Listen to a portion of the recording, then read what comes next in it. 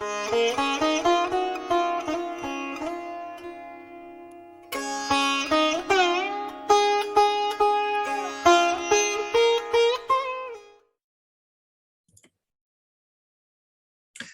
and welcome once again, everyone, to White Lotus of Light conversational series. I am very pleased today to have with me J. Phillip Jiminez. Is that how you say your last name? Yeah, Jimenez, perfect. Jimenez. And he is the CEO of an NGO that's located in Mongolia, actually. He's coming to us from Mongolia, live for me, recorded for you.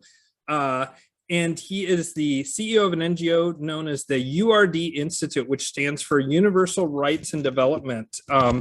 And we're going to be talking about a few different things today, but I find Mongolia, I've always been fascinated by it since I was a child, you know, Ghenghis Kahn, Kublai Khan, all that stuff, which is kind of the thing everybody knows Mongolia for. But what Philip has been, what do you go by, Philip, or what's your? You can call me Philip. Yeah. Okay. That's fine. So Philip was telling me before we started recording how he ended up in Mongolia, and we're going to talk a bit about that, and then we're going to launch into Philip's secondary passion after international law is Comte St. Germain. I'm mispronouncing that, but he pronounces it much more beautifully with the French, correct? But who is a figure that has weirdly danced around so many things that I've studied, but I've never quite delved into the man himself. But boy, has Philip dove into that, both I like everything, it seems, from the historical figure to sort of the man, the myth, the legend. Because if there's someone of the past 300 or 400 years, he's got to be one of the most interesting and strange and bizarre and magical figures that I can kind of think of. And this is just stuff that very reputable people have said, let alone, I'm sure Philip's gone much deeper than that. And so Philip, tell me, how did you end up in Mongolia? You were saying it has to do with international law and your family. Right. My father is a law professor, has been for, over 40 years. Mm-hmm. I was actually trained in the theater. I trained as an actor. And, but at a certain point, I felt like I wanted to do something what I considered more important. And my godfather was the president of Kunming University, and he was retiring. And my father called me and said, Professor Kim's retiring. They're putting together a festschrift in his honor. He said, I'm too busy. Would you please write an article or something to include? So I wrote, this rather naive but passionate statement about how there was really no international law as such, and that it was all political, and it was completely unjust to, at least 3/4 of the world, and that it always favored the interests of the Americans and the Brits, and that we needed to maybe rethink about creating a new capital, a new center, a new beginning for international law. And then around that time, the article ended with me kind of wondering, where would we start such a project? My father's always in Tokyo and Seoul, and he's been to other places, to Austria, to Vienna, different Strasbourg. And then so I wrote this article saying that basically this is what we need as a planet, but had no idea where would be appropriate to do a kind of a reset, right? And then a few days later, my father called me and said, guess what? I heard from an old colleague that I remembered from my childhood. They did poverty law in California, working for the farm workers under Cesar Chavez. My father worked with Cesar Chavez. And his colleague, He said, yeah. So my father said, I heard from Jeff. He's in Mongolia. And then a light bulb went on. And I said, oh my God, Mongolia, that would be the perfect place, actually. It's a neutral country. It has a very long tradition. It has a very proud history.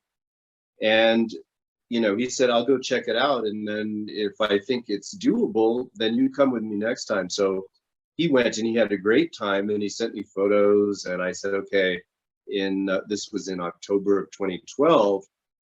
And I hope these notifications, I thought I turned them off. They're not appearing on the screen, I hope. No, Okay, no, great. that's okay.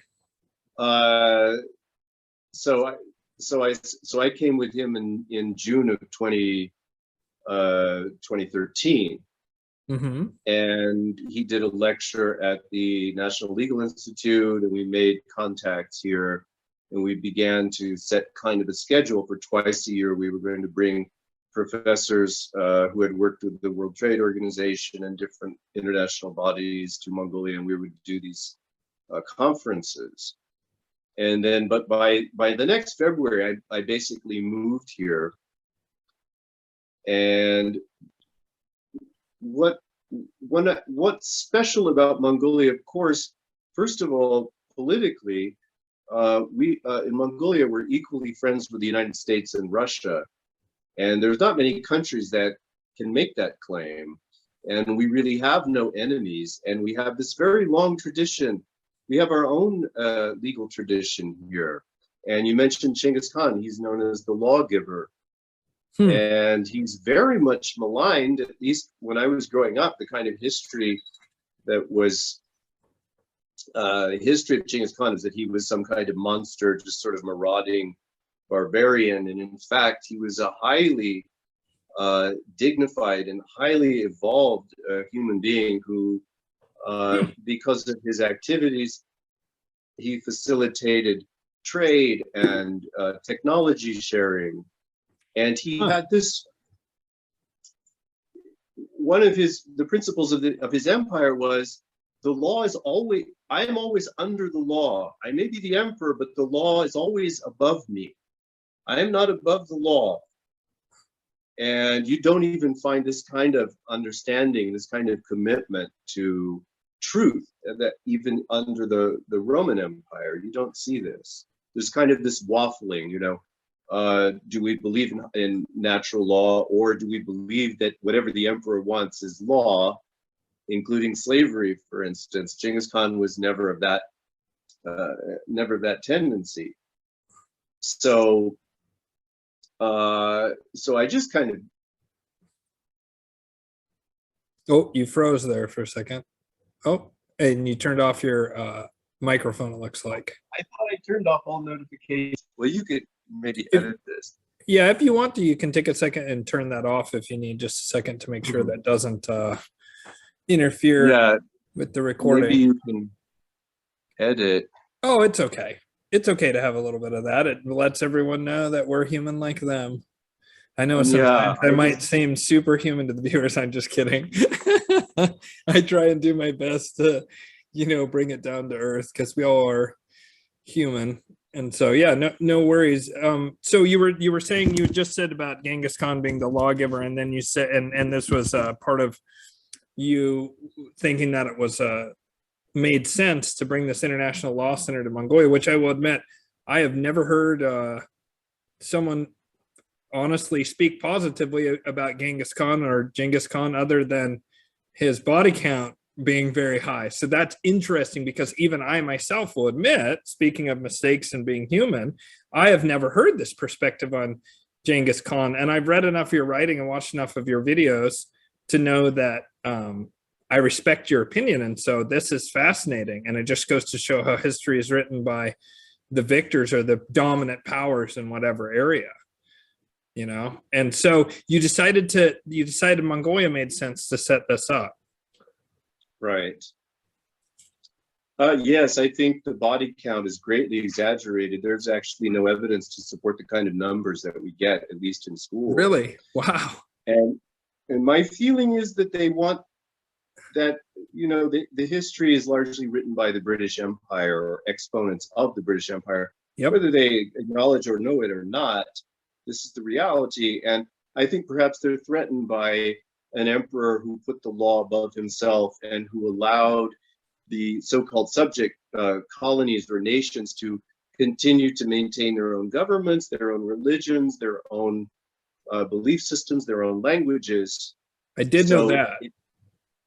So it's understandable they would want to malign him to make sure that nobody could possibly imagine that there would be another way to be an emperor. Wow, that's so interesting. It's so interesting because it turns on its head this whole image I've had. I have heard that before about Genghis and especially Kublai Khan allowing all this trade and allowing people to be self-governing and having whatever local religion, but didn't like one of Genghis Khan's like grandsons or something like that. He started to move away from that, and then the empire collapsed. For me, it was his son. Part of the reason that all of a sudden the vast Mongol Empire collapsed was because there started to be factions among the Mongols who thought if they were here, they were Buddhist. If they were there, they were Hindu. If they were here, they were some other thing. I think Muslim was the other one. And that there became actually fractions within the empire based on Mongols having sided with whatever local religion and then wanting to push that on the rest of the empire. That's what I remember reading. I don't know if that's correct. Yeah, that's correct. Kublai Khan was Genghis Khan's grandson, and he was the emperor. He ruled over China. Right. He was in what is now called Beijing. Mm-hmm. And it's interesting. What is it? What do they call it? The secret city, the forbidden city. The forbidden city. Yeah. Inside that originally was sort of like a game reserve, a place where the Mongolian family could actually set up their traditional form of living, the ger, which people in the West call it a yurt, the round tent, and they could hunt and they could pretend they were in Mongolia. That's what that original forbidden city, that's what that was for. Wow. When Kublai Khan had conquered China, and Kublai Khan even almost conquered Japan, except for a divine wind, a typhoon came and knocked out a bunch of the ships, if I remember correctly. Yeah. But you had a fracturing, like within the next generation, it was fractured. You had the Golden Horde in Russia, you had the Ilkhan in the Middle East, you had the Mongolian territory, you had China, you had Korea, and things started to fall apart because, yes, power struggle. Who's going to be number one? Who's going to be in charge of it all? Right. And some people say that that Genghis Khan, he was not able to spend enough time with his sons to instill in them the kind of values that he himself had. So that this was perhaps the reason for this. Wow. So I asked you earlier, and you said something interesting that actually kind of dovetails into this thing of Genghis Khan and law. I said to you earlier, are you thinking of naturalizing as a citizen of Mongolia? Because you keep saying we have laws, yes, X, Y, and Z. And so your response brought up an interesting point that I want to discuss more. So if you want to recall that or vague approximation. Yes. So what I said was that if things get much worse in the United States, I might consider it. Mm-hmm. But as it is, I still believe in the essential foundational values of the American Revolution and what America is based on. And I said that you, Ian, to me, represent that perfectly. You know, what you're doing is exactly appropriate for the times that we live in. And I was very grateful that we connected, because to me you represent those foundational values, the truth of what America is really all about, and this sense of freedom. And I really appreciate that, and it's such a kind thing to say. Thank you. But what's interesting to me about that is a couple of things. One, it does really seem like I didn't even realize until the past 2 years that literally my core principle is liberty. It was almost like I got backed into a corner and transformed, because I had respect for the brilliance of the founding fathers and that sort of thing. Say, even 20 years ago, there was a period of time when I was kind of going through all the worst stuff about the founding fathers and this kind of stuff, and reading some of Howard Zinn's stuff and so forth. And I was starting to have quite a dim view, actually, of the founding fathers, with some of the sort of revisionist or not allowing for the differences in times. I forget what that's called. I don't know, temporal morality, whatever, like trying to put 21st century morals onto, 18th century, situations. And that rather than looking at it in the its own time of contemporary people of that era, and like how they compared to that, which is the appropriate comparison actually. And so I was actually sort of against all this sort of thing. And then somehow, as I saw all the statues coming down, like here in Portland, they pulled down a statue of George Washington, actually. I don't live in Portland anymore. I live just outside, but insane. And that's actually, the kind of behavior you see with like pre-revolutionary or post-revolutionary behavior, very disturbing. And there was just so much stuff like that I was like, my God, like we've completely forgotten that we're Americans. And that actually does matter. And all of a sudden, all the stuff that I've been like, when I was younger and hadn't valued, suddenly like I was like, oh my God, liberty is critical. Freedom of speech is critical. Fighting censorship is critical. And I realized that all these values I had, that as like someone who was basically an anarchist, I realized I was much more in line as from that point of view with the founding fathers' principles than I was with this increasing, bipartisan tyranny that was being formed all around me.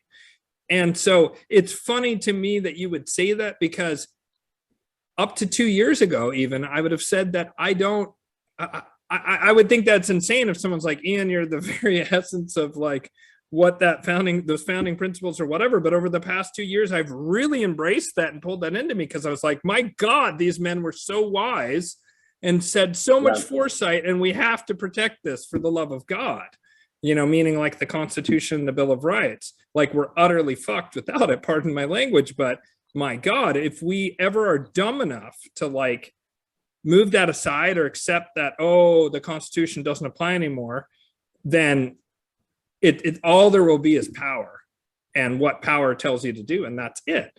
So anyways, I just wanted to say that, because to me, liberty has become my core principle. Everyone deserves to be free. Everyone. I want the Chinese people to be free. I want everybody on earth that's in every situation to have freedom and self-expression. And it's natural law, like you talked about earlier. It's not rarefied air of deep philosophy, where you're looking at layers of abstraction. It's a very practical, hands-on, what was back in the 70s, Deng Xiaoping said, development is the ultimate principle. And he was speaking for a philosophy. China is also torn by a deep state problem. We need to understand when absolutely the kind of slander that's been perpetrated against the founding fathers. I know this is there's so much to go into. Please, listeners, look into this. It's British disinformation. It emanates, after the revolution, the British oligarchs did not accept the results of the revolution, and they set about infiltrating and trying to claw back the loss of the colonies. And in fact, in the 19th century, you had the War of 1812. It was like, if we don't get back the British oligarchy, if we don't get back the American colonies, or by that time they were states, we won't be able to rule the world. You had this if you look back to Henry C. Carey, who was Abraham Lincoln's economic advisor, he wrote a book called Harmony of Interests. And he really sets very clearly this dichotomy between what he called the American system, which they don't even teach about in school. I never heard of this. The American system was about development, about ingenuity, about creativity, and about the freedom to develop those capabilities. And then you had the British system. The British would have rather that the United States stay a kind of slave agrarian economy. And what precipitated the revolution was the founding fathers, bristling at this and chomping at the bit, saying there's a lot that we can do. We want to build canals. We want to build bridges. We want to have steel mills. We want to create. We want to have railroads. We want to have development. And the British were continually saying, oh, no, you don't need that. You can't afford that. That's not doable. You just want to be part of our supply chain, which was basically, you had slavery in the South, which the British say, oh, we were the first country to give up slavery. Well, maybe, but they were supporting the South, and they were using slaves in the United States.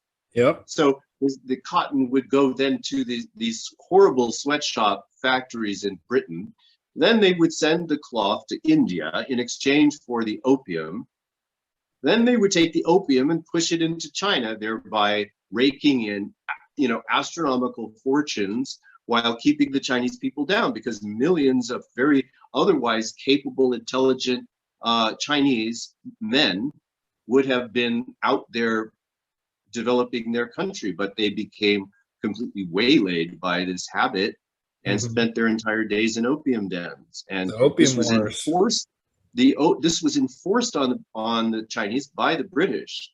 And of course, they said about Howard Zinn is an exponent of this. I read him in college as well. I'd like really very much to recommend a book by someone that I've made a little contact with, Anton Chaikin, Chaitkin, Chaikin.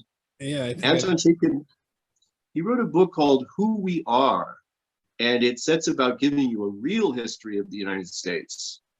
What the principles, the living practical philosophy of the founding fathers, and how they came up against the power of the British Empire. In the 19th century, the world understood that what Britain stood for, what Adam Smith stood for, was tyranny, was oppression. And Henry C. Carey, at this time, Lincoln's economic advisor, America then went on to help Germany, well, Russia as well, China, develop their railroad system. And Germany became a country in 1871, and Bismarck, the Iron Chancellor, he cut ties with the British. He says, you know what, this isn't really working for us. We're going to go to the American system, and we're going to develop our railroads and steel industry. We're going to industrialize. And this, they joined forces with the Americans. The Americans sent advisors and technology over there. And Germany very quickly developed this vast, intricate railroad system. And this is what threatened the British ultimately. They were like, oh, we can't have this. We can't outwork the Germans. The only way to combat this is to begin orchestrating World War I. Yeah, they did a terrorist attack down in Iraq prior to Archduke Ferdinand getting assassinated. They blew up some refineries down in Iraq because they had the Orient Express going back and forth between Berlin and Baghdad, taking oil and diesel up almost like a pipeline. They were doing so much, and the British had to go all the way down the Atlantic, all the way through the Strait of Gibraltar, all the way down to the Suez Canal, and then all the way up to get to Saudi Arabia and Iran and that oil-rich Arabian Peninsula, and then go all the way back by boats. And they had just switched over to a diesel navy from a coal navy, and they saw the British saw what the Germans were doing, and they're like, if we let this go on for like 10 more years, they'll bury us. And so they started doing bullshit all over the place and forging certain alliances, but they literally blew up with commandos a refinery in, I want to say Baghdad, but it was someplace in Iraq. And British struck first before Archduke Ferdinand was assassinated. I didn't know about that. I'd really love, if you have any links and information, I'd love to read up about that. British guy told me, or said it in actually a comedy thing about oil, about the history of oil, interestingly enough. Yeah. Wow. Mm-hmm. And I know that Edward VII he spent the last 20 years of his life just going around trying to work out how they could possibly create a world war. They could just smash everything. If you can't beat someone at chess, just knock over the chessboard, and that's what they essentially did. And the biggest tragedy, in my view, the biggest tragedy in human history was World War I. It was pretty bad, yeah. And it led directly to World War II. I mean, really, it's kind of one war with a little breather in there. Exactly. And what is it done to us? It's deeply traumatized us and set up the kind of brain. It kind of showed that you know about the Tavistock Institute, right? I'm sure Yeah, I you saw do. you had some stuff on there, and that is a deep and horrifying rabbit hole. We don't need to go too deep in that, but yeah, they set up the shell shock soldiers, and then somehow it morphed into psychological warfare and psychological manipulation expertise from studying shell shock. Very strange, creepy, Yeah, it came out of creepy. it came out of the Kaiser Wilhelm Institute. Um, they wanted, well, initially, before it became Tavistock, they had a problem, which was they needed to get into a war, but they couldn't convince the British public or the American public that such a war was necessary. They had no ill will toward the Germans. So they began to seed into the newspapers these completely false, fictitious stories about Kaiser Wilhelm, that he was going through Belgium, you know, his troops were raping women in the town square and they were cutting off the arms of the children. And this was all over in the newspapers all over the world. A few people challenged it. You know, the Kaiser was someone the military leaders throughout Europe sort of laughed at him. You know, they didn't take him. He was kind of a sort of poltroon, I guess. Liked to dress up in fancy costumes, and nobody thought of him as any kind of real threat. But they began to seed these stories into the newspapers, and people started to believe it. And Clarence Darrow, I think he said, I put up $20,000 of his own money. He said, he went to Belgium. He said, if anyone has a child whose arms were cut off, I'll give you $20,000. And they couldn't find anyone, that these stories were all fake. It's like incubator babies in Iraq or Kuwait, I mean. Exactly. It comes directly from the same people, crafted the same kind of lies, and they're doing it today. They're doing it today. Yeah, absolutely. Well, Philip, I actually I have a BitChute channel now, and I would love to go super deep and just no holds barred, really tell our opinion on something or about geopolitics, because it sounds like you and me could go deep on that. But I'll let you round out that thought, but I do want to really have the bulk of the show. What I'm super excited about is talking to you about Saint Germain. So did you want to tie up that thought? I would love to have you back, and we'll do a BitChute episode only because I think that there's no way you can go deep on Tavistock and some of the stuff around it and really do it justice unless we feel really totally free to just say it all. And that will get me a YouTube strike, I can pretty much guarantee. Probably. If I was to say what I really think about Tavistock, it would get a strike for sure, especially some of the current things going on that are coming out of it, you know. And so I'm 100% with you. Like, for people who don't know, I'll have Philip back for that for sure. Or you can go to Philip's site because he talks quite a bit about Tavistock, but he's probably not. Maybe you're smarter than me and wouldn't delve into current events, but he's got a lot of information on his channel that I will link down below. But did you want to wrap that up?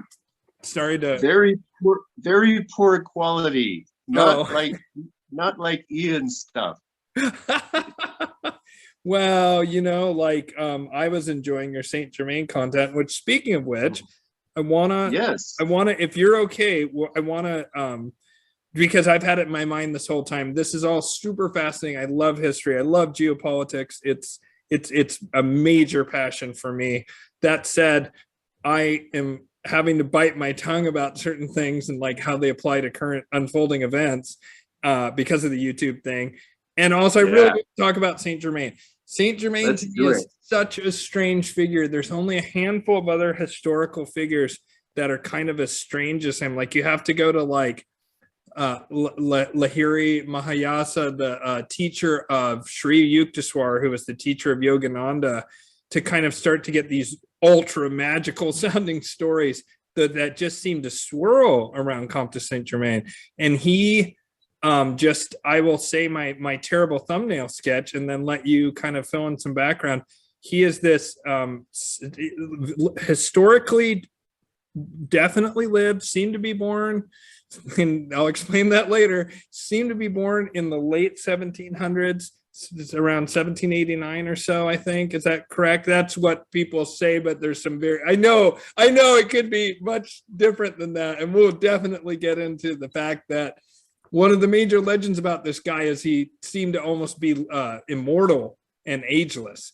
But he's this magical figure. He was an alchemist. He was this brilliant man. He was super polished and like always wore dazzling clothes and bedecked with jewels and so forth. He was a jeweler. He was also a master alchemist, so everyone said. And he also was a spy, but I forget who he spied for. What's interesting to me as an astrologer is all that stuff falls under the 8th house. So he's a very 8th house guy, and I have a really stocked 8th house in my chart. 8th house is like they call it the esoteric, spy craft, anything hidden, deep subconscious. Alchemy would definitely fall under the 8th house. Spying and alchemy both are very, very 8th house stuff. So yeah, tell us just a little bit of background about Saint Germain, and then I'll ask some questions so we can go deeper on it. He's a very interesting figure because there's the historical Saint Germain, there's the more learned mystic Saint Germain, which is what I want to ask Philip about, and then there's this new age caricature of Saint Germain. I don't know whether that's fair, but it seems to me that it's a real just barely a silhouette, and strips out that this is a real historical person. So tell us about Saint Germain, Philip. Well, most people kind of, I mean, I of course, we don't have definite answers, but the conclusions that I came to, that he was born in around 1690. 1690. I'm sorry. I was off by a century. That's why you raised your eye. Yeah. Okay. Sorry about that. Yes. Okay. Yeah. And the first public, apparently, this is just my conjecture, that he was the son of the Transylvanian prince or emperor named Francis Rákóczi. And his father and grandfather were both deeply involved in the liberation movement against the Habsburg Empire. And at one point, his grandfather was captured. His father also fought valiantly. His father was a national hero. And at one point, there's 3 boys and a girl, and they were sort of dispersed throughout Europe, and they were obliged to take up sort of fictional identities, and sort of understanding that they would not be able to claim any kind of title or position of power in Transylvania. Transylvania was the territory that Saint-Germain's father was presided over, but the Habsburg Empire absorbed it and stamped out the independence movement. And at that time, Saint-Germain was sent to live with the last of the Medicis, from whom he received his education. Wow. In Tuscany, my goodness, it's been a while since I visited this information. But then he received some sort of amazing education, right, at the hands of the Medici, who would not. And then we have record of him at a party in 1710, and there was a noblewoman who met him there and had a conversation. The story is that in 1760, 50 years later, she was in Georgia, I think was her name, but I need to revisit this. I made a lot of videos, and I was intending to go back and listen to them too, but I've been so busy, so you'll have to forgive me if I'm a bit ragged on the details. But she was in Paris, and she heard that Saint-Germain was also in Paris, and she's like, "Oh, wonderful! It would be great to see him again. I haven't seen him in so long." And she goes to the party where Saint-Germain is, and she goes and she sees Saint-Germain, and she said, she went up to him and she said, "Probably it's a mistake. I think it was in Venice in 1710. I must have met it was your father that I met." And Saint-Germain said, "No, it wasn't my father, it was me." And he begins to tell her all about the details of the party and convinces her that he was really there, and she was shocked. She said, "You actually even look a little bit younger now than then. How is this possible?" And that's perhaps the most dramatic, well-known example or anecdote that supports this idea that he maybe still lives. But we even have Voltaire saying, "Saint-Germain is a man who knows everything and does not age." But yes, like you said, he was an alchemist. Some people say he was the father of modern masonry, which you are the preeminent expert on that. I have actually. Oh, I wouldn't say that. I have a smidge of knowledge about masonry, but feel free to. That's very, very Masonic way of phrasing that. Well, I'm not a Mason, and I know I am a Templar. I know high-ranking Masons. I know guys who are like, 32nd, 33rd degree, and I mean like they did the real thing, not some kind of weekend nonsense where they got the title.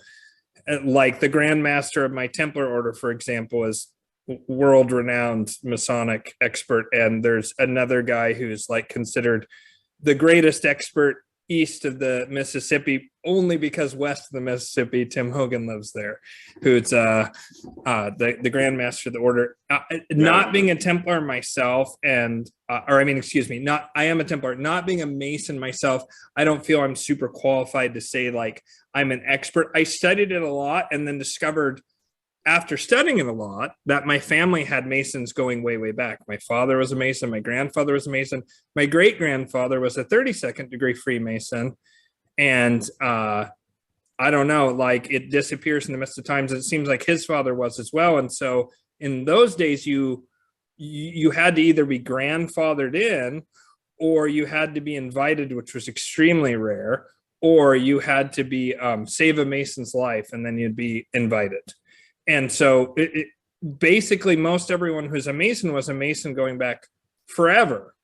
And my family is Scottish and Ferguson. And my great-grandfather was going to tell my grandfather about some big family secret. And my grandfather's telling me this. He was like, yeah, he was writing me letters from his deathbed. And I was like, what's the secret, Grandpa? And he goes, I don't know. I hated that son of a bitch. And he rotted and died in his bed like he should. And I'm like, but I want to know. And so I have no idea what it is, but I wouldn't be surprised if it's that I'm actually literally from a Templar line. But I studied all this Masonic stuff from a very conspiracy theory point of view, that the Masons were the bad guys. And then my dad, I said, all the founding fathers were Masons, blah, blah. And my father goes, and I was like, I think they're up to no good and blah, blah. They want to form one world government, all this stuff. And my dad goes, Ian, I'm a Mason. And I was like, dun, dun, dun. And it was like, I then had this crystal clear memory of being a kid and opening a Chinese puzzle box and finding his Mason ring and marveling at what is this strange ring in this box. And it really blew my mind. And so then I had to like sit back and kind of like rethink it through. And since I've met a lot of Masons, and they're awesome people, I've met some Masons who are giant assholes too. I'll be honest. I'm not going to say any names, and I'm not a Mason, so I can say that. You're not supposed to say bad stuff about Masons if you're a Mason, but I'm not, so I kind of can. But they're much like the checkerboard floor.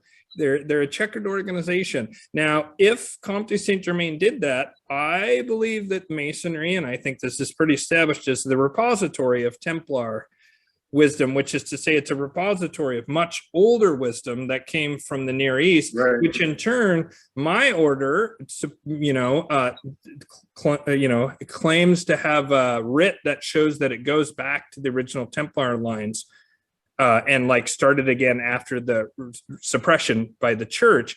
And they say that the founder, Hugh de Paynes, went all the way down to the Tau Ru, the Giza Plateau, which is also called the Rose Cross, and there met priests who gave them the right to create the Templar order and like a charter to create it, and gave them the mission to regather together all the elements of the primordial tradition, which when you add that to Solon and Plato, they were looking for Atlantean, like Ice Age, antediluvian civilization knowledge that had been lost and scattered, especially after some had been gathered in the Library of Alexandria, and then it got dispersed, and a lot of it ended up in Constantinople, in the royal library there. And it's no coincidence that the Templar were started in Constantinople, or was it Byzantium then? Anyways, the city that's now Istanbul, not Constantinople. Right. And so, yeah, I wouldn't say, sorry to go off so long, but I wouldn't say that I'm an expert on Masonry by any stretch of the imagination, because I know people who are. And so I just want to say that I do know more than the average bear. I would say that. So the Saint Germain being swirling in that milieu, yes. Would I say that he founded the modern Masonry? I mean, I don't know. Masonry emerged much earlier than that, like or around that time, actually. It is around that time in Scotland. He could have been part of it, but it really seems to me like it was a reboot of esoteric Templarism that then got hijacked by politics over the centuries. Yeah. So sorry, but go ahead and continue about Comte St. Germain.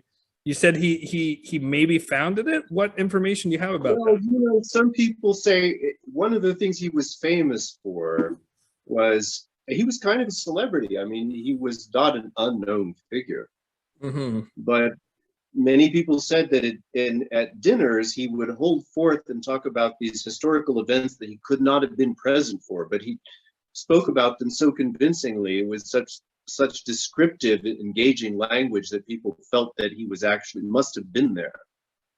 Wow.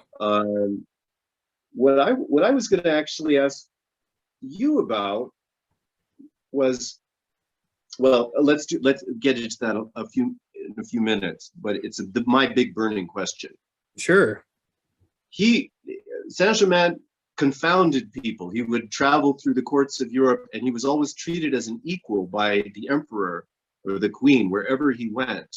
And I think that aroused a lot of jealousy among people who couldn't figure him out, because he couldn't really come out and say who he was. So you have these stories. One of them, one of the stories there was a British comedian who had spent a lot of time in Paris, and he heard these stories about Saint-Germain. So he would pretend to be Saint-Germain and do these comedy routines in which he would talk about how he was an advisor to Jesus. Some people have taken that and said that, oh yes, they take it literally, that Saint-Germain was, an advisor to Jesus Christ, not knowing that this was actually the product of the comic imagination of this British comedian who did impressions of Saint-Germain. But there is that, there were many people who said that he used to talk of his knowledge of history was compendious, and that he was an amazing storyteller, to the point where people were convinced somehow he must have been privy to these events. Wow. We know he was a master alchemist.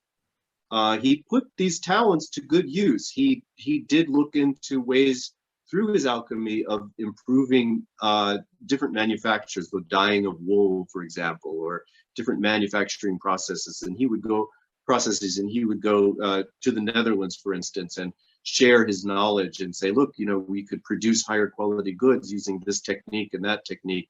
And he always just gave this information away. He said, oh, if you make money, send me a little.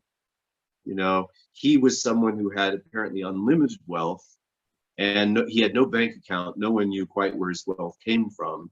So, there were a lot of stories about him being a charlatan, but to me, these allegations of charlatanism come from people who were jealous and flummoxed by his inexhaustible supply of diamonds and rubies and riches, and anything. There was no limit. And but most of all, we talk about him being the ascended master of the violet flame. First of all, a lot of this ascended master stuff comes from the Madame Blavatsky crowd. This is kind of a graft. It's kind of like they co-opted him in the late 19th century and created this figure that you see you can go on YouTube and see people who claiming to channel Saint Germain or have visited him. Interesting. Oh, go ahead. But I see he was present around the time of the French Revolution. That's a big subject. The French Revolution was originally intended to be a peaceful transition from France from a monarchy to a constitutional monarchy. And they were borrowing heavily and working with the founders of the founding fathers of the American colonies. Saint-Germain seemed to be working very much in that philosophy. As we talk about liberty, that spark of liberty that you identify with and I identify with. Mm-hmm. The British were very, very alarmed by this. They couldn't allow American revolutionary ideas to get loose in Europe, to animate French political life. France being this arch enemy for a long time of England, and for these ideas to spread through Europe. So they sent agents, the Jacobins, for instance, Robespierre, Marat. These so-called revolutionaries were actually British agents, and a lot of this documentation has been exposed. Wow. So we know that the French Revolution, like the Bolshevik Revolution, that's okay. I know you're tired. Oh, no. Sorry, go ahead. I'm interested in what you're saying. I'm just, the body's tired. Please, we're on opposite sides of the world. We're trying to make this happen. Yeah. One of us is going to be yawning. That's just how it is. Yeah. So to me, there's this impulse. There's a the story of Prometheus. He stole fire from the gods and then he was punished. This and Anton Chaikin talks about this as well. This is the essential drama of human history. The Zeus represents the oligarchy. Oh no, we can't let those people have this flame of creativity, of innovation. We have to stamp it out however we can. This has been essentially, you could distill human history to that. So I see Saint-Germain as someone who had grown up under the very heavy drama and political drama with his father and grandfather fighting against an empire that had taken away their sovereignty and fighting against that, and then being robbed of his birthright. I see him then going forth into the world and advocating for this spirit, this flame that he kept inside himself, hoping that he could create this French Revolution and follow through with the spirit that was in the American Revolution. He was not able to do it. The British agents seized control of the French Revolution and turned it into basically a bloodbath. You see the Jacobins behaving very much like some people we won't talk about in today's American political landscape. And the stories, I'm still working. I did a video on the anecdotal evidence of Saint-Germain being present at the signing of the Declaration of Independence. There was this mysterious figure who was alluded to in some accounts. I've heard about this mysterious figure who appeared and said like one line and then disappeared. Is that who you're talking about? Well, he gave a long speech and then he said, "Sign this document." But didn't identify himself? Isn't that what it is? No, he was known as the professor. And he was a very sort of fastidious, mysterious gentleman of unknown origin who had this big trunk full of these books that he would never let people look at, and that he ate almost nothing, very narrow, sort of very limited diet. People never saw him drink alcohol, very much in line with the portraiture we see of Saint-Germain, but described as being a good deal older.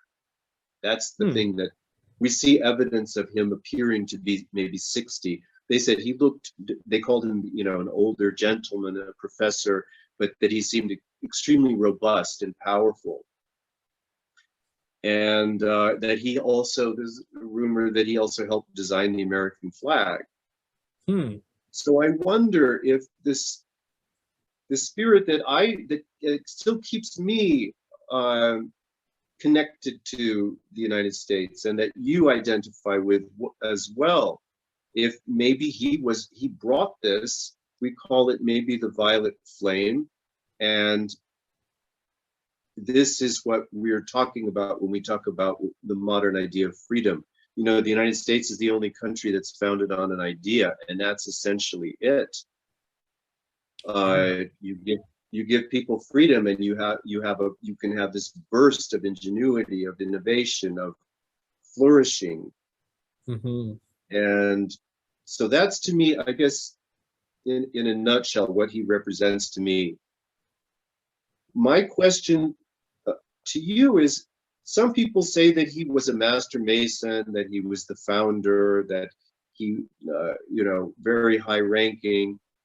And in other cases, I hear that he was almost expunged from the official Masonic history, that there's some people who want to completely eliminate any memory of him, and other people who put him as a preeminent figure. And my question has been, is it possible that there are two strands?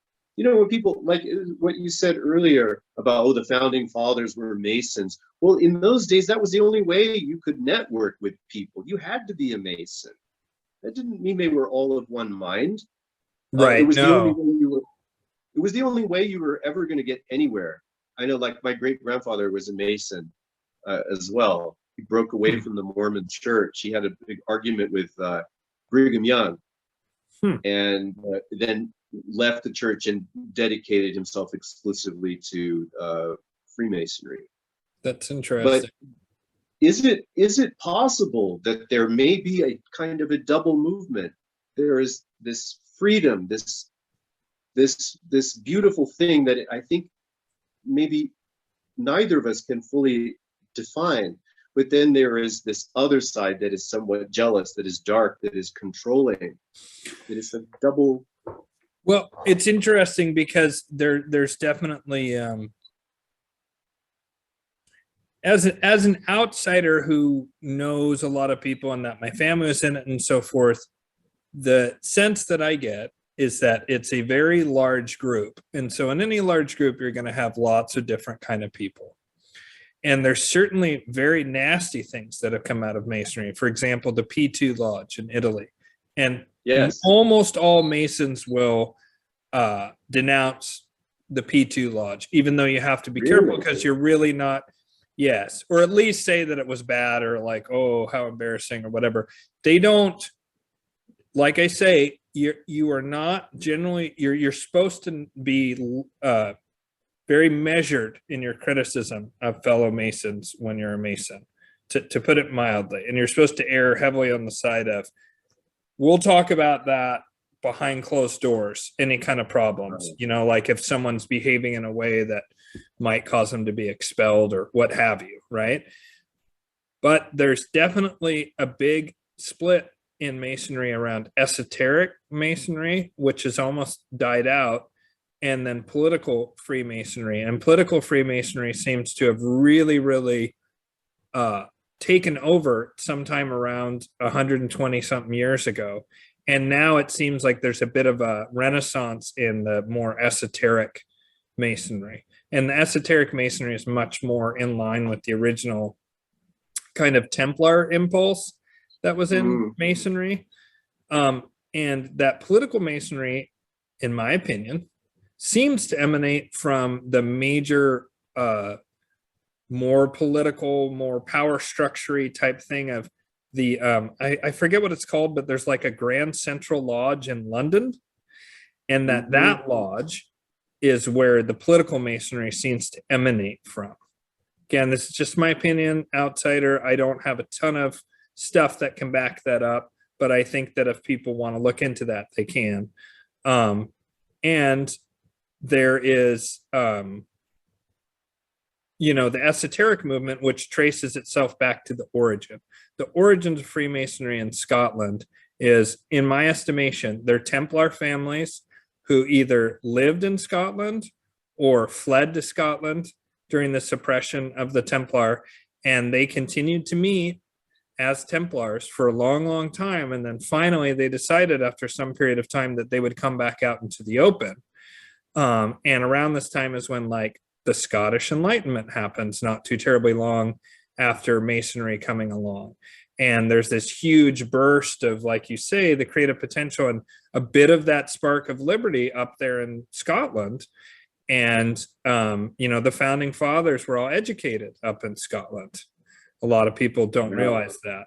And I didn't know that esoteric Freemasonry that seems to be very spiritual and more oriented towards these higher ideals, which to me is the original essence of Masonry, which is, to even take it further back, Templarism, which extends back to, apparently the Giza Plateau, which is fascinating to me, given Solon's account of a priesthood there that had emigrated from Atlantis 9,000 years prior. That impulse seemed to begin to change in the late 1700s. There was a man named John Robison who wrote a book called Proofs of a Conspiracy, and he was a 32nd degree Freemason, and also maybe I don't know if he did both, but I'm pretty sure he was Scottish, right? And he observed that this new group had infiltrated Masonry, and he I know some people who are very positive about the Bavarian Illuminati, interestingly enough, but this man, John Robison, said that the Bavarian Illuminati had infiltrated Masonry and that France was completely lost by this point, this being the late 1700s, like turning to the 1800s, right around that turn of the century. And there's also accounts from German master masons during that period of time who say, I shut down my chapter. I forget there's a word for it. It's not temple, but I shut down my building of masonry rather than let it fall into the hands of these people. And there's also, like, around that time, there's a high level guy who's a Mason who's like the Duke of York or something like that, makes some comments about how some nasty group has infiltrated Masonry and that they rely heavily on hypnosis and electromagnetism. And that there's some kind of inverted sun order that they're like the black sun, possibly, yeah, and that it is starting to taint things. And so John Robison even wrote a letter to George Washington about it, and George Washington said that he was concerned that they were already there. And not too terribly long after that, in the US, there's this big surge of anti-Masonry. There was actually a party like the Anti-Mason Party or something that. And I want to say John Quincy Adams was involved with that, and that there was some kind of thing that was going on because of, again, it seems like this darker thing started to take advantage of the secrecy of Masonry and use it as a recruiting ground for other dark secret societies and their mystery schools. And what it seems like to me is that it seems to me that Masonry is almost like junior varsity, right? And from that, or college level basketball, and from that, the people who really catch people's eyes are pulled into, like, once they show themselves as worthy, they're pulled into mystery schools, either more positive ones or more nasty, controlling ones. And that those groups are influencing Masonry. And even, I will take it a step further. Now I'm, as Dr. Joseph Farrell says, I'm way out in the twig of speculation, right? And I want to be clear about that. But there's some evidence that these darker groups and these lighter groups are both controlled and manipulated by groups that go back to Central Asia, and in specifically the Tibetan Plateau, that seem to be beyond good or evil. And that may even, there's whispers and rumors that it extends up to the 7 immortal sages that are like in Shangri-La or whatever kind of like interdimensional space on the Tibetan Plateau, and that those 7 influence all of humanity from a non-dual point of view, meaning neither good nor evil. And Giuseppe Matzini, who created the Cosa Nostra, he said there is a group that is out there that scares me, that has more power than us. And there's only rumor and shadow that even us, the veterans of secret societies, don't know who they are. And like it, I have trouble sleeping at night thinking about who this other group is. And Matzini is, you know, one of those very controversial figures. Same thing with Albert Pike, although it seems like there's multiple Albert Pikes who were alive around the same time, and some of them were nasty racists. And then there's this brilliant esoteric Mason named Albert Pike. And so I'm not trying to cast any kind of judgment on these people. Albert Pike is a towering figure in Masonry, and you have to respect some of his work and writings. I think, regardless of what you think of the man. But there's a number of Masons who claim, no, the evil Albert Pike, the one who's involved in the KKK and all that stuff, it's a different guy with the same name. Albert Pike, the Mason, is great. But supposedly there was letters that went back and forth between Matzini and Pike about this exact issue that I'm talking about how there was some group that was beyond even, you know, them, these people who were like towering figures. I mean, Matzini was supposedly the head of the Illuminati at that point in time when he was, you know, at his peak of power, in addition to having formed the Cosa Nostra and being a Mason, all this kind of stuff. I don't know. And when I say the Illuminati, by the way, I don't mean, people use that as a catch-all term. I mean specifically a group that somehow you can trace back to the historical Adam Weishaupt Bavarian Illuminati. And I'm friends with the guy who's friends with the guy who wrote a whole documentary about how the Bavarian Illuminati were good guys and that everyone misunderstands them. And it's like, they weren't evil at all and blah, blah. So I don't even know. Like after a while, you just start chasing your own tail because, you know, it's like if someone had told me 5 hours ago that someone's going to tell you that Ghenghis Kahn was this great lawgiver and like sort of started this idea of being below the law in a very noble way, I would have been like, that's nonsense, until someone gives me information that has more information than me and can make me go, wow, I need to rethink that. And so those are very controversial figures I'm talking about, but it's interesting to me that it seems to me that there's Masonry, and from Masonry, the people who are interested in, I think, the esoteric or the political side can get pulled in. And just because people are interested in the esoteric doesn't mean they're good or bad. And just because people are interested in the political machinations of the various Masonic branches doesn't necessarily mean that person is good or bad. However, from that group is pulled, I believe, people into various different factions, various different mystery schools and so forth. And I think I must have had a past life where something went terribly wrong when I was a Freemason, because it's funny, I had no hesitation. I heard Grandmaster Hogan give a lecture on this amazing YouTube channel called Forum Borealis, which I recommend to everyone. I was like, who is this man? He's so humble and wonderful and dignified and like, you know, just seems so honorable. And I was like, Templar, huh? You know, I could get into Templarism, but Masonry scares me for whatever reason. I'm scared to be part of that. That's why I haven't joined. I haven't been able to quite remove it, and it's not even a logical thing anymore because I know a number of men who are, because they only do men, which is one of the things, that's a legacy thing I don't like. And interesting that you said earlier, Blavatsky was considered a French Freemason, and she wanted to be considered an American Freemason, and they said no. And then she said, I'm going to expose your secrets. And then they did magic on her, which kind of messed her up ever after.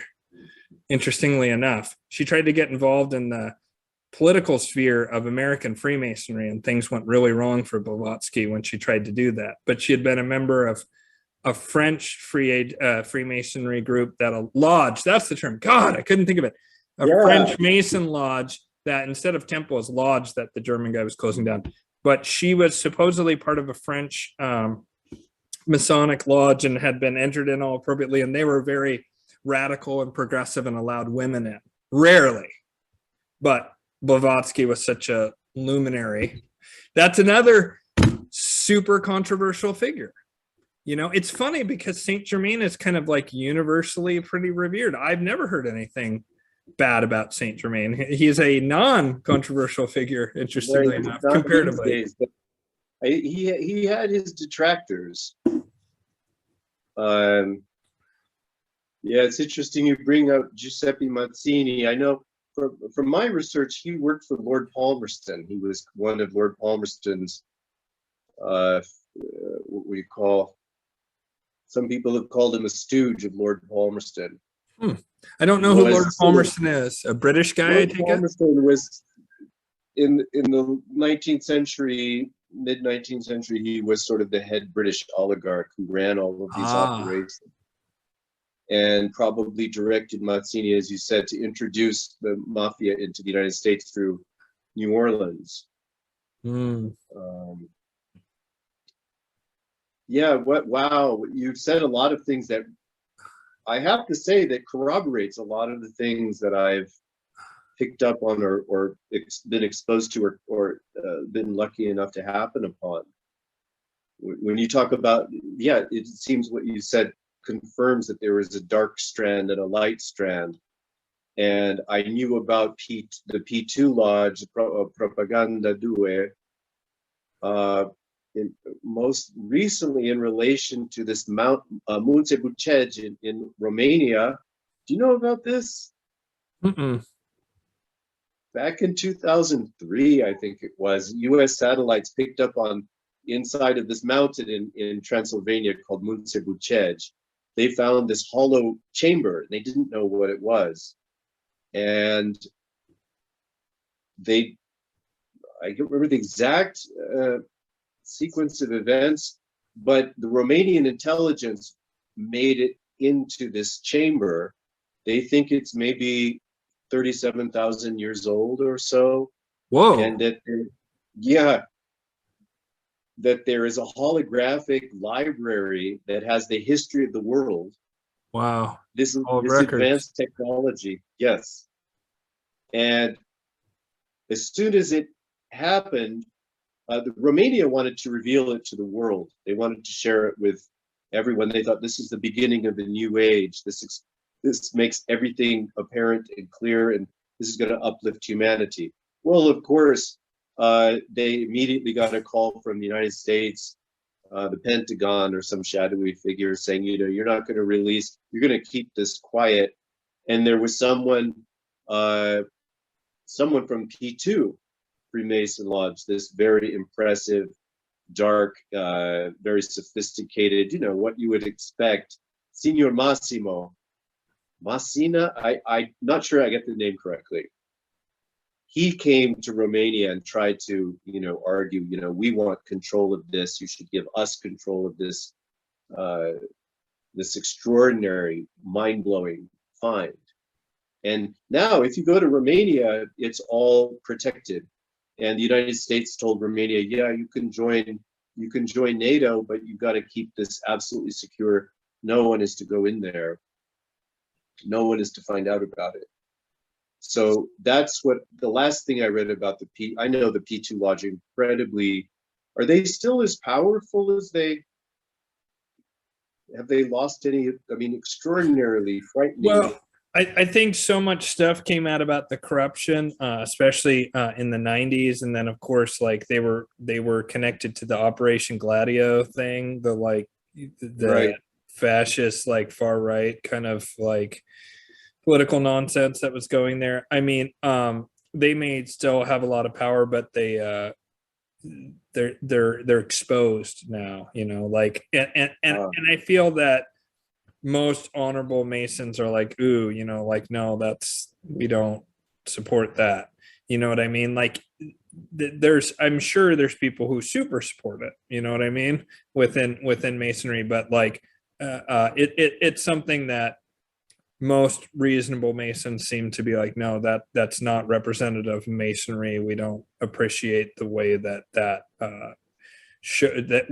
isn't who we are, kind of thing. Again, I might say something really like, man, they're awful, but it would be more measured if you heard it from an actual Mason. And I don't want to put words in anyone else's mouth. Right. These are all interesting questions. And, a lot of this stuff, if you're not a Mason, they can't comment on it to you. And it's not, people want to make all this stuff as nefarious as possible. And I want to be clear, certainly there are people who have found their way into Masonry who are of low moral character, despite the fact that it's all about supposedly building morality and so forth, which is, again, that goes back to the original essence. It was meant to do all that kind of stuff. And that is the original spirit. It's a bit like America itself, really, in the sense that America had this original spirit, and someplace along the way it got hijacked by whatever kind of other force, British intelligence. Aaron Burr was a British agent, and they were absolutely intent on it. Was vital, and they actually achieved it. Every U.S. president who opposed British imperial policies has been killed, assassinated. JFK stood up against, he was brought up in an environment, he was essentially supposed to carry the flag for basically British policy. He was ensconced by the British oligarchy through his father's devotion to the British oligarchy. Joseph Kennedy very much wanted to be accepted by these people, and they saw in the Kennedy family a Camelot. And John F. Kennedy was supposed to fall in line with that. And John F. Kennedy, somehow he was not brainwashed. He could not be brainwashed. He believed in the American system. He wanted to get rid of the Federal Reserve. He didn't want to get into Vietnam. He wanted to talk to the Russians and have good relations. And he was very much development. He had these plans for Africa, and the CIA was sabotaging him behind his back the whole way. Alan Dulles said, this is what he called it, messianic globaloney that Kennedy was trying to do. Yeah, as opposed to your anti-messianic globaloney that you guys do. Yeah. Right? Yeah. So Philip, I want to continue, but we are probably about an hour in. So what I generally do is I generally split my interviews into two parts. And so I think this seems like a good stopping point, and then we'll delve more into Comte St. Germain, and maybe politics and secret societies will crop back up again. It seems likely given that figure, but I want to talk about, just as a teaser for the next half, which will be up in a couple weeks, we're going to talk about some of the things about how St. Germain, almost nobody ever saw him eat. He supposedly subsisted on a diet of just oatmeal, if I remember correctly. Isn't that something that has been said about him? Something along those lines? And that he was basically frozen in his mid-40s, which, hey, if can I sign up for that someplace? Because each passing week or month, I'm like, man, if this keeps up, things seem to be going downhill. Ian, come on. Yeah. You're a young man. Oh, I'm going to be 46 at the end of the month, actually. You're a young man. And you need to stay young for your son for the next 30 years. Exactly. Come on, it needs. Yeah, exactly. And so it's supposedly St. Germain, in 1710 in Venice, he looked like he was in his mid-40s. And when this woman, now probably in her 50s, 60s, sees him again, he still looks that exact same age. And he was always described as that throughout all the ages that he appeared in. So we're going to be talking more with Philip about that in part 2. But for now, I will say goodbye, viewers. Thanks for watching. And boy, if you're still on, please hit like and subscribe. I should have said that at the beginning. I always forget that. And it's the one thing you're supposed to say. No, but see, when people say it at the beginning, I get irritated. It's like, how do I know if I like and subscribe until I see it? Yeah, true. But you're still supposed to do it because most people don't have an attention span beyond about 10 minutes nowadays. So we're going to go ahead and end here, viewer, and we'll come right back. And Philip, we'll just take a quick break, and then we'll come back, and I'm going to hit end, and then we'll do that. So thanks, viewers.